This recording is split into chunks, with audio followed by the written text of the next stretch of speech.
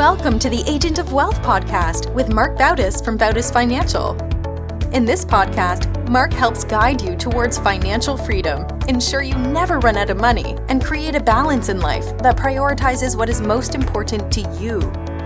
Join us for this journey as Marc draws from years of expertise and guest experts to solve the multiple wealth building challenges involved in your financial life.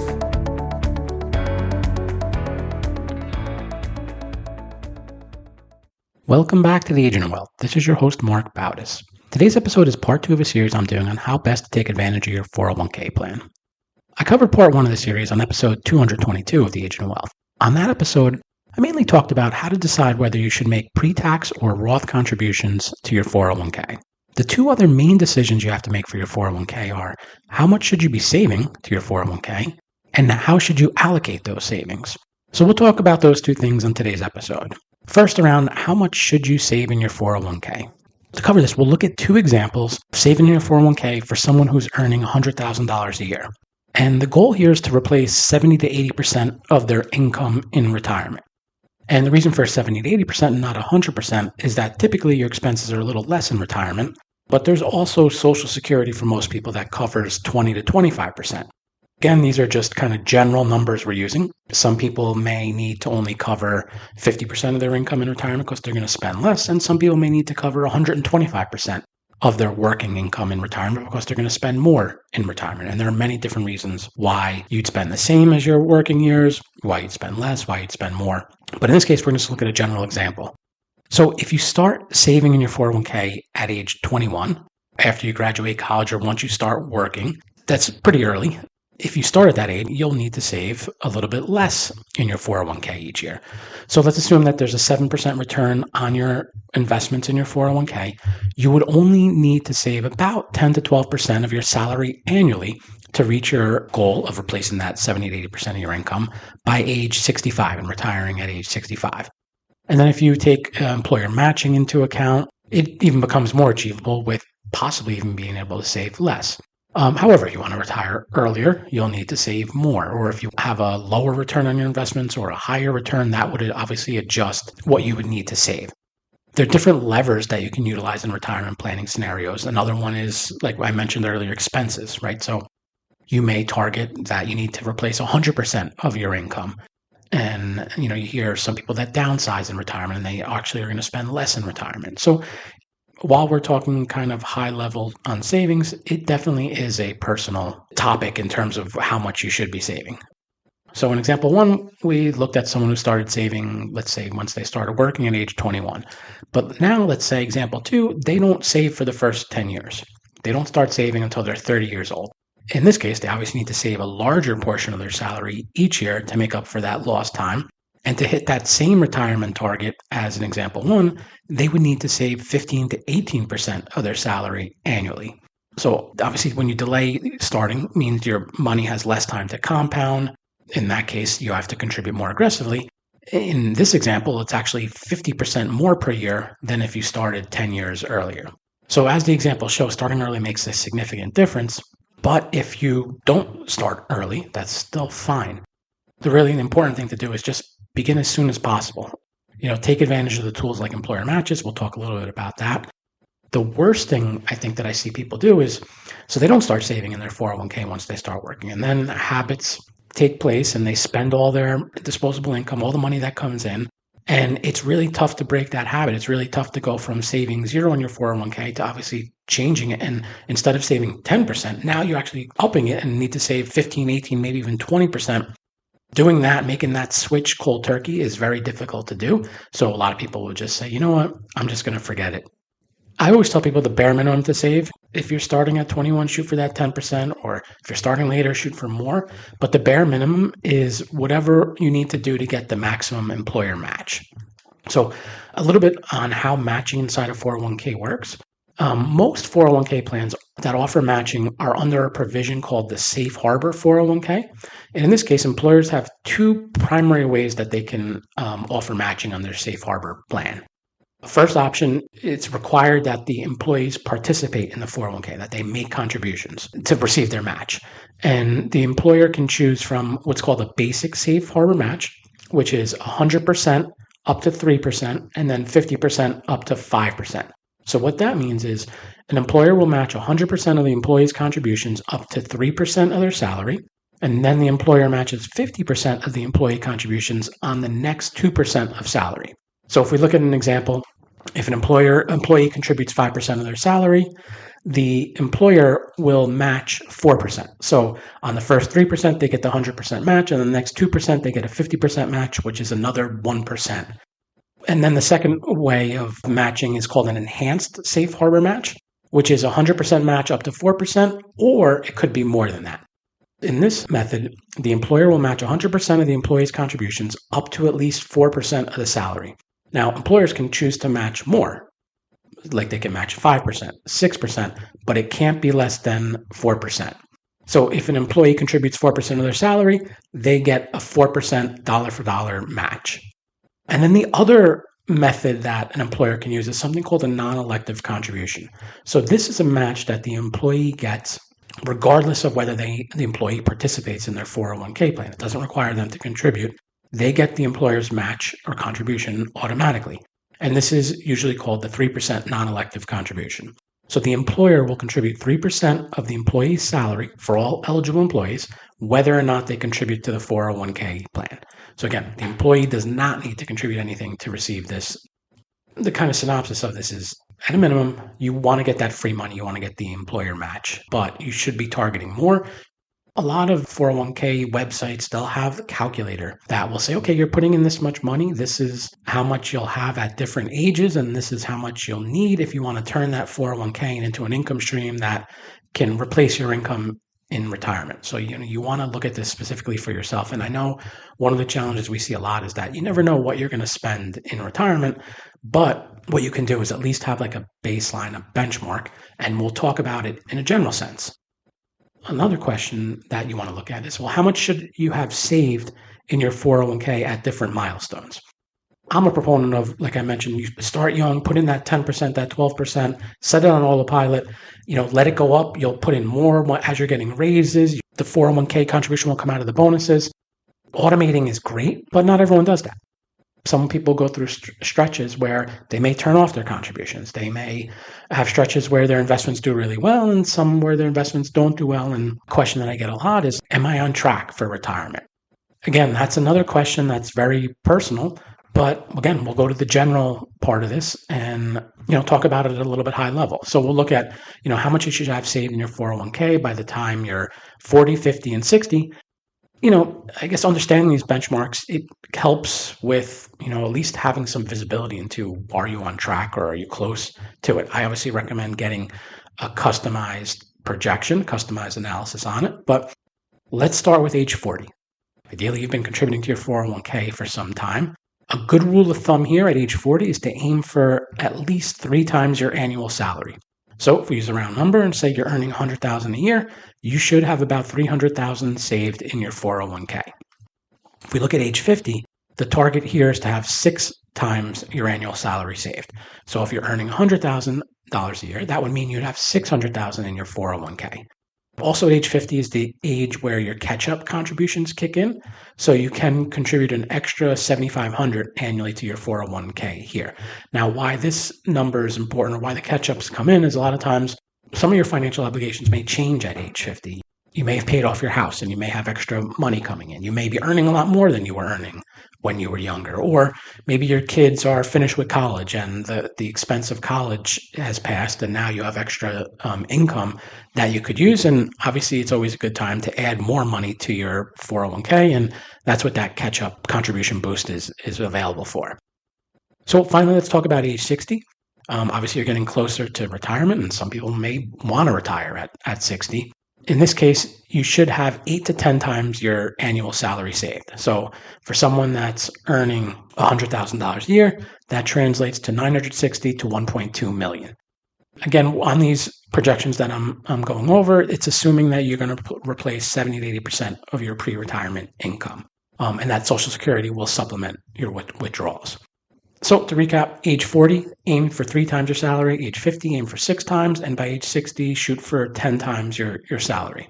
These are meant to guide you. So if you look now at your balance and you see that it's not on track, that's okay.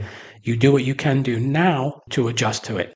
Obviously, everyone's financial journey is unique, but really the most important thing is that you understand where you are today, and now you have that opportunity to take action today, and it will put you in a better place tomorrow. All right, you're putting money into your 401k. How should you allocate those funds? So we'll talk a little bit about 3 different ways to allocate. The first one is called target date funds. Target date fund is a type of mutual fund. It's usually available in your 401k plan.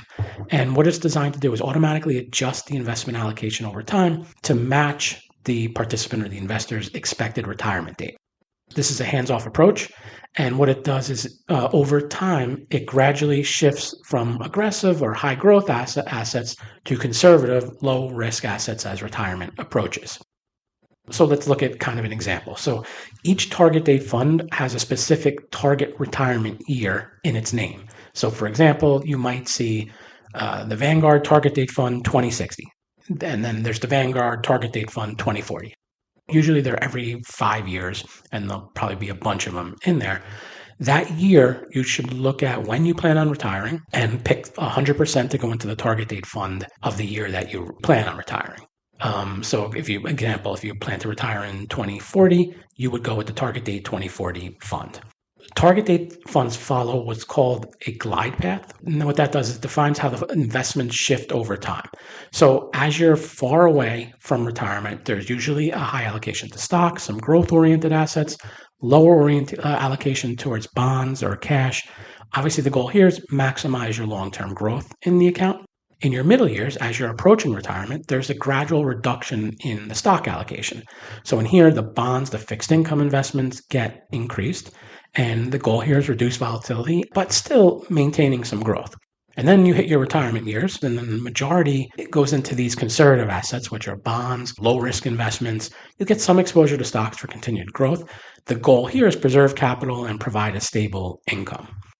Almost every fund provider, Vanguard, Fidelity, T. Rowe Price, they have different glide paths, meaning some may stay aggressive longer while others become conservative earlier. Another feature of target date funds is that they automatically rebalance their portfolios to maintain the intended asset allocation. So if stock values increase significantly, the fund may sell some stocks and buy some bonds to maintain its balance so that the allocation doesn't get askewed too much. If the market crashes, the fund might rebalance to avoid being too conservative too early. The benefit here is that you don't actually have to manually go in and adjust your investments itself. There is a fund manager that manages the target date fund, and they're the ones that actually do it for you. After that target date, so let's say you went with the 2040 target date, some target date funds mature at the target date, meaning that they shift entirely into conservative investments, bonds, cash, and they stop changing. Others have a follow-through approach where they continue to adjust the allocations well into retirement, maintaining some stock exposure for long-term growth. I think that's one thing that some people forget as they're getting older, as they're getting to retirement. They say, I want to be conservative. I want, money in cash, all in fixed income. But a lot of times you're retiring at 60, 65, even 70. You might have 20, 25, 30 years in retirement where some people go too conservative too early, and not just people. Some of these target date funds do that as well. So you want to be cognizant of how are these things going to shift as I'm approaching retirement. As far as fees and costs, target date funds charge an expense ratio, which covers the fund management costs. Most target date funds are funds of funds. So it's kind of the target date 2040 fund. In that target date 2040 fund, there's multiple funds that are in there. Means that the target date fund invests in other mutual funds, which could mean that there's layered fees in there. So you're paying fees on the original mutual fund and also another fee on top of it on the target date fund. And again, like any type of financial investment, some fees are low and some fees are not. So you just have to check and make sure you have the visibility and the transparency into what the fees you're paying are for those funds. All right, so now on to the pros and cons of using target date funds in your 401k. So one, they offer simplicity and convenience. Like I said, they automatically adjust the asset allocation over time, going from more aggressive to more conservative. There are investors out there, or 401k participants out there who prefer that set it and forget it approach. Target date funds might be good for you. They do offer diversification. Usually these target date funds invest in a mix of stocks, bonds, and other assets. usually reducing risk through diversification. Like I said, many target date funds use underlying mutual funds from different asset classes, and they kind of give you broad market exposure. There's that automatic rebalancing where the fund manager will rebalance the portfolio to maintain the target allocation. So it eliminates the need for manual rebalancing. Many people like providing the investor oversight, but using a target date fund, you don't have to do that. And then there's some behavioral benefits to it. It helps prevent the emotional investing mistakes, such as like panic selling during market downturns or chasing recent performance. I always reference that study that Fidelity did where they found the people that did the best with their 401ks either had passed away or had lost their online password to log in and make changes to their account. Now, on to the cons. So one, it's a one-size-fits-all approach. So a target date fund assumes that every investor with the same retirement date has the same risk tolerance, has the same risk return needs, may not align with your specific financial situation.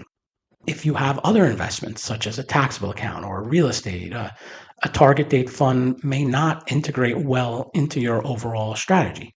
I also see some people use them incorrectly. Some people will, they may want to retire in 2040. But what they do is they like split up their 401k allocation into all the different target date funds. So they'll put 5% of their allocation into the 2040 target date fund. They'll put 10% into the 2050 or 15% into the 2060. And it kind of just makes a mess, and it's tough to actually understand what are you invested in? What's the actual risk strategy that you have in there. On the one size fits all, the glide path may not match your needs. So different fund providers have different glide paths on how they shift the asset allocation over time. Some may become too conservative too early, while others may be too aggressive longer than what they need to. If you wind up planning to retire earlier than the fund's target date, the fund's allocation may not be ideal. I mentioned about it could be a layered fee structure, so you just want to know what you're paying in fees. And then for those people that do like oversight, do like control over their investments, you can't really customize the asset allocation within the target date fund. You're locked to whatever the fund manager's strategy is.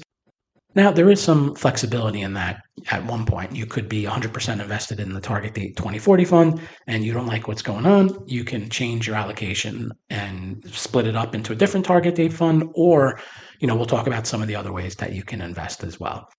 And then not all target date funds perform the same, even though they might have the same retirement target date. So, there's difference in the underlying funds. Some are better than others, difference in the asset allocation, different in the glide paths. It can lead to different varying returns. So some providers have lower historical returns, when you compare them to alternative investment strategies. So to summarize here, target date fund might be right for you if you want that hands-on, professionally managed investment approach, if you want diversification but don't want to pick the individual funds, and if you're comfortable with the specific target date fund series that's in your 401k plan, if you look and you're comfortable with how they allocate their assets and what their glide path looks like. If you want more control over your investments, target date funds probably not for you.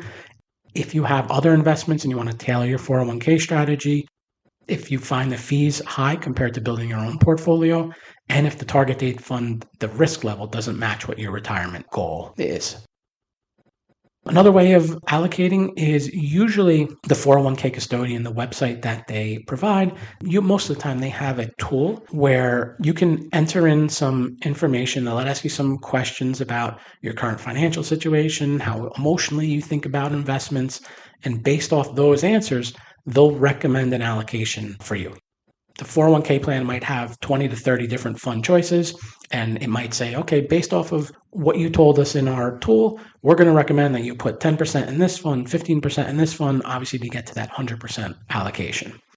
So this is like one level above. You have a little more control, but you're still deferring to some kind of tool to help you with the allocation. And then the third way of doing it is you come up with your own allocation. So obviously this is the most flexible way of allocating. Now, I mentioned most 401k plans, they offer that menu of investment options, usually 20 to 30 different funds you can choose from, and you can come up with any combination of those funds that you want. The funds are usually broken up into different asset classes like large cap, mid cap, small caps, international. There's different fixed income classes that you may have options to. Sometimes you're not going to see as many options if you want to get really granular. I have some people that say, I want to invest in a fund that invest only in artificial intelligence stocks, most likely you're not going to find that granular of a like sector specific fund in your 401k plan, but they can show up there. Most of the time you're going to get the, large cap growth or large cap value or small cap. Similar on the fixed income side, you'll get different kinds of bond funds, and usually there's either like a money market fund, a treasury fund, or what's called a stable value fund if you want to go on that fixed income conservative side of investing. Whenever someone comes to us and they say, can you help me with how should I allocate my 401k? We have a tool it's similar to that analysis tool where we take in some input, but also what it will do is it'll analyze all the different options in that person's particular 401k plan, and it'll spit out an optimized allocation based off of what choices and what strategy it thinks makes sense for them, with the goal of trying to minimize risk and maximize the return for it. So, if someone's portfolio strategy is very aggressive, it would look at their options and come up with a very aggressive strategy, but it tries to optimize it and have the best allocation that it can based off of what funds are available in that 401k. If you're going to go that customized route, I see some people that will just, if there's 20 different funds that are available, they put a little bit into each one to get to that total of 100%. And it kind of just makes a mess of the allocation, and no one knows what really are you exposed to, what duplicates do you have in terms of asset coverage. So you definitely want to be more strategic about it. The number one rule is allocate it. There's a lot of people that will sit their 401k, they actually contribute to it, but they never actually allocate it. And there's two instances where this is prevalent. So one is when you first start your 401k and you allocate it and you're not just sure. Some 401k companies will have the default allocation, the target date fund, and some will have the default allocation cash or the stable value fund or something conservative. So you definitely want to allocate your investments. And the other time where this comes in a lot is when someone rolls over a 401k, and that's when they might roll it over into another 401k, or when they roll it over into an IRA, it goes as cash, and they're not sure how they want to allocate it right there. So what they do is they just sit it in cash, and they don't do actually anything with it, and it goes years and years go by, and they lose out on potential returns over time. So next topic, and actually last topic, is there were some decent amount of changes to the 401ks in 2025. And these were part of the Secure 2.0 Act. These updates, they're designed to enhance the retirement saving experience. So let's talk a little bit about what you need to know. So first, there's the increased contribution limits. So starting in 2025, the IRS has raised the 401k contribution limit to $23,500, which is up $500 from $23,000 in 2024. So you can put more pre-tax dollars into your retirement. And if you're over age 50 or over, the catch-up contribution is still $7,500. So the maximum total annual contribution for 2025 is $31,000. So if you're age 60 to 63, you got some even better news. In this case, the catch-up contribution limit for this age group has actually been increased to $11,250.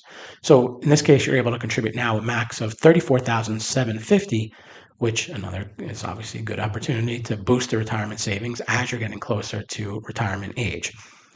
Another significant change is automatic enrollment. So starting in 2025, employers will be required to automatically enroll new employees into 401k plans at a contribution rate of 3% to 10% of their salary. The employee has the ability to opt out of this, but the initiative here is to encourage more people to save early and, we talked about it earlier, leveraging that power of compounding over time. Part-time workers benefit from the new regulations. So previously, part-time employees needed to work 3 consecutive years with at least 500 hours each year to be eligible for the 401k. And starting this year in 2025, the requirement is reduced to 2 years, which makes it easier for part-time workers to participate in retirement saving plans like 401ks. Lastly, there was some clarification on the 10-year rule for inherited 401ks. So now beneficiaries, they're required to take annual required minimum distributions and fully deplete the account within 10 years. So there's a penalty if you don't do that. So you want to make sure you understand if you're inheriting a 401k, and actually this goes for an IRA as well. You have to understand what's your requirement that you need to take out of that IRA, whether it's every year or whether it's depleting the account by that 10 year.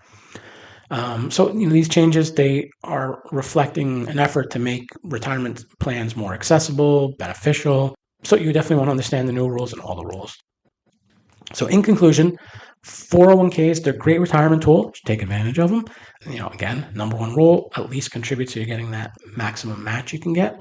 If you have any questions on how to maximize the use of your 401k, you can set up a consultation at bautisfinancial.com/call. Thanks for tuning in today. Don't forget to follow the Agent of Wealth on the platform you listen from and leave us a review of the show. We're currently accepting new clients, and if you'd like to schedule a one-on-one consultation with our advisors, please do so at bautisfinancial.com/call. Thank you for listening to the Agent of Wealth podcast. Click the subscribe button below to be notified when new episodes become available. The information covered represents the views and opinions of the guests and does not necessarily represent the views or opinions of Bautis Financial. The content has been made available for informational and educational purposes only and is not intended to be a substitute for professional financial planning and investment advice.